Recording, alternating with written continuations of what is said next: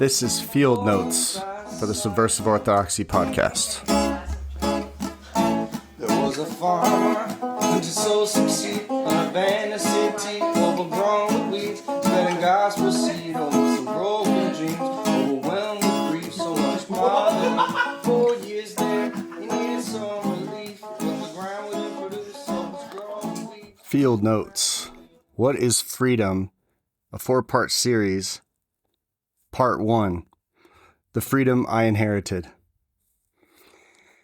So I wanted to do a series on freedom because doing this podcast, we're about 19 episodes in, and now we're doing Merton right now, Thomas Merton. But in the middle of that, I had been working on this meditation on freedom for pretty much all this year, just kind of going back to it and elaborating on it. So it's 4 smaller parts. So I want to tell you about this feeling I kept having while I was researching this topic, but also while we had been recording episodes like Solzhenitsyn and Kierkegaard and Berdyaev. It started with Solzhenitsyn, and then I heard more with, I think it was Kierkegaard, then Berdyaev, or vice versa. And I kept stopping and thinking, this person is talking about freedom, and I recognize the word, but I do not fully recognize the way they're describing it, like the way they're using it. It felt like they were pointing at something I had always been like in the midst of, but I never really looked at it directly. Like, did I ever even analyze this word before? What do we mean by freedom? The freedom they were describing, it sounded deeper. It sounded other than like what I was used to, what I grew up with. It sounded more demanding, and I don't know. I could just say the word deeper, more costly, more something. I couldn't put my finger on it. It's somehow more inviting also. It was like there was this whole room I never walked into when you talk about freedom. So these writers have been living in it and trying to describe it to people standing outside of it. So I did what I tend to do when something is bothering me intellectually. I start digging and I start asking questions and pulling on this or that idea to see what am I missing, and trying to figure it out as honestly as I could. So I wanted to see the full scope of how people define freedom across different disciplines and traditions. So I was kind of looking into that, Google and AI, just trying to gather information and then put it back together. So what I found was pretty interesting because there are different types of freedom that I never really thought about, but I kept getting through the podcast. So this series is me reporting back from that meditation. So there's 4 parts. The first part is like what I inherited, and where probably most of us actually live like this. We live with this type of concept of freedom, like American political version of freedom, the cultural version that surrounds it. I want to just kind of identify those versions and get right where we all kind of probably started from, or at least maybe even still are stuck in. Maybe that's all we think about when we think about freedom. In part 2, I want to go into a wider survey, different disciplines and traditions, how they've defined freedom, and lay them out and see what starts to emerge when you look at the whole picture together. In part 3, I want to go back further than any of those modern definitions, back to Eden through Exodus, the biblical origination of concept of freedom, because freedom's a big theme in the Bible. It's older and stranger and more comprehensive in the Bible than we probably have ever been taught. And then in part 4, I want to land on some people who started all of this for me, going deeper on this meditation. So first, the Christian martyrs who embodied a type of freedom that, stands fearless, or not fearless, but stands brave in the midst of extreme circumstances. And then, Solzhenitsyn, Kierkegaard, Chesterton, Berdyaev, 4 of the thinkers from the podcast who come from different places, who all pressed in on this same deeper freedom that I wasn't quite aware of, I don't think. And it seems like they were kind of describing what the martyrs knew. And so by the end, I think you will understand why I couldn't stop thinking about it and why I put some time and effort into this little series of field notes, and why the word freedom, which I thought I understood, turned out to be pointing to something much larger than I had assumed. So let me get started where this all began for me. So as long as I can remember, freedom was shaped by Braveheart and being American.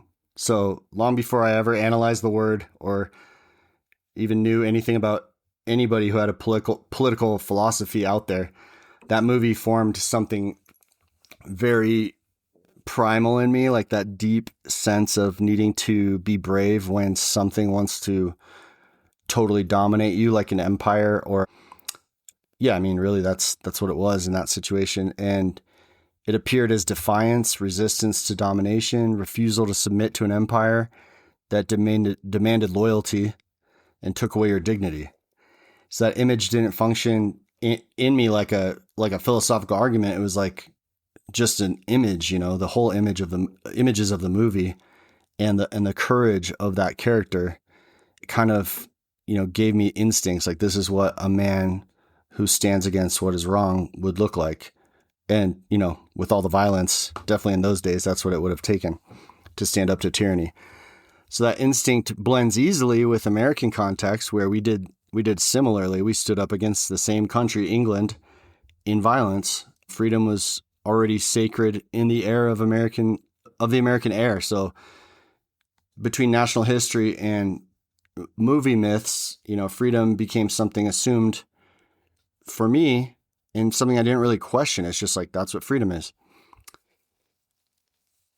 This makes me think about how much of what I believe about freedom I never really chose. I just kind of like assumed that's all there is to it. It was handed to me through culture, through film, and the American political patriotism, which raises a real question, like, how examined is our concept of freedom? Like, what are Russians talking about the same thing? Because here we have Solzhenitsyn and Berdyaev, guys who were living under Stalin and stuff. Like, how is their concept of freedom different than American political freedom? So in America, freedom's usually understood politically, like it refers to rights, protections, legal boundaries, places around individual life, freedom of speech, movement, worship, property, protection from coercion. And obviously these are great freedoms, and these are reasons why people want to live here and why people immigrate here. They restrain tyranny, like they don't allow tyranny because they're giving you these rights. And they create space for dissent. You're allowed to disagree with your government. You're allowed to speak. You're allowed to disagree in this country. Many people across the world rightly long for them, these rights, because in the absence of these rights, you get fear and oppression and tyranny. So it's obvious why those are good. This understanding of freedom tends to stay external. It's like you're counting on your government to uphold itself. It assumes that if the system is properly managed, human life will flourish. So questions of internal formation or internal desire or the interior life kind of aren't really spoken of in that sense of freedom. A person can experience extensive political freedom and still live under enormous internal constraint driven by fear, ego, anxiety, or compulsion. So there's one distinction: internal and external freedoms.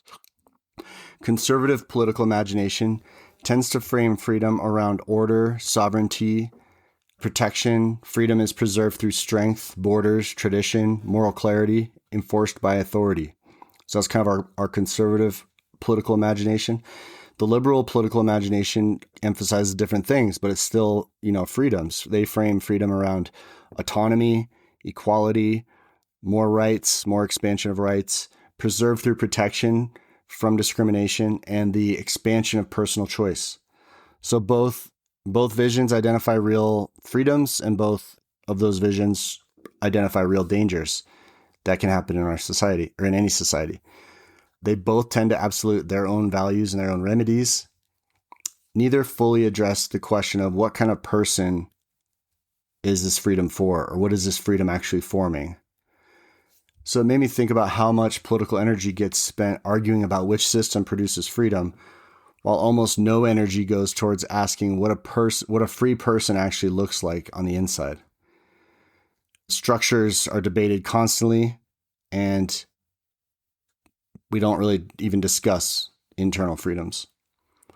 So in broader culture, freedom gets even more narrow. If you just think about, the people out in the bars on Saturday night, it becomes the ability to act on desire without restraint, as long as that desire is called authenticity or it's not hurting anyone. Choice itself becomes the primary moral category. Like, as long as you get to do whatever you want, that's what freedom is. measured by options and no limits. This vision is mostly what we get in like popular music, most films, advertising. This would be any movies that are not asking harder, deeper questions, like just basic sense of freedom of like doing whatever you want. And social media, obviously, and advertising. Being yourself gets treated as sufficient justification for action without much attention to how that self was shaped or what it is becoming. What often gets unexamined is what this vision actually produces. Entire industries operate on the premise that desire makes things legitimate. Desire legitimizes actions. So human trafficking networks, pornography empires, and organized criminal systems are frequently built by people who have fully detached freedom from responsibility and power from moral accountability. So there's a sense of freedom, like I can be a stripper, I can be a prostitute, I can run a human trafficking network, I can do a pornography empire. They don't have, some people that are in that sort of a scenario may have fully detached freedom from responsibility and fully detached from moral accountability or any sense of morality. And when desire becomes the primary authority, the strongest impulses tend to govern, and that can create domination over vulnerable peoples. So over time, that reshapes the inner life of everyone involved, which has definitely impacted our country. Desire has become consumerism, and we've lost a lot of dignity and sense of internal moral responsibility. So this makes me think, how rarely do we even ask what freedom costs each of us as a community, as individuals making up a community? We ask what it costs politically, economically, and socially, but almost never, what is this doing in our interior lives of the person that are living under this or that type of freedom? There's also something happening in ordinary life where people are not living in an obvious captivity, but they're technically free by every legal measure, but salaries, benefits, the way life has become with work and inflation and the cost of living, healthcare access, fear of instability, these are all things governing our decisions, and people stay in work that is, I know people where work is diminishing them. They're kind of dying inside. They don't really know how to say it other than that and kind of joke about it and laugh it off. But it makes people feel, despondent almost. And they feel like leaving is irresponsible, or it could be dangerous for their family, like if they have to take a risk and try something else. So over time, the self has to become divided. You have to compartmentalize. This is my ability to make money. Sorry, kids, I don't get to see you very much. I have to work.